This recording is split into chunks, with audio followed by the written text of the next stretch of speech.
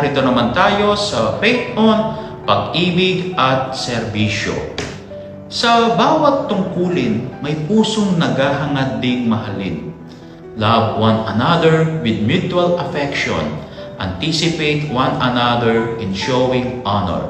In Romans chapter 12, verse 10. If I ever fall in love again, sa puso ng isang pulis, ang pag-ibig ay laging sinusubok. Ang oras ay hindi palaging sa iyo, dahil madalas ay inuuna ang tungkulin kaysa sa sarili o ang pamilya. Ang bawat misyon ay may kasamang panganib, at ang bawat pamamaalam ay walang kasiguraduhan na muling pagbabalik. Ngunit dito nahuhubog ang tunay na kahulugan ng pag-ibig at serbisyo. Ang isang pusong nagmamahal ay natututo rin magsakripisyo para sa bayan at para rin sa minamahal.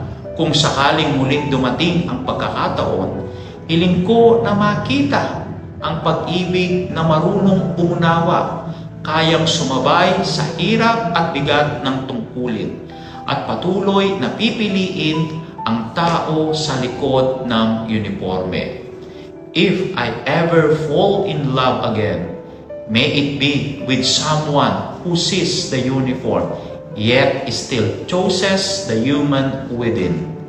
At sa panghuli, samahan ninyo po ako sa isang panalangin. Sa ngalan ng Ama at ng Anak at ng Espiritu Santo. Amen.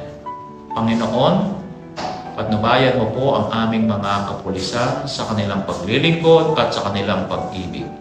Bigyan mo sila ng lakas sa laban, kapanghinaan sa puso at mga taong marunong magmahal ng totoo. Amen. Sa ngalan ng Ama at ng Anak at ng Espiritu Santo. Amen.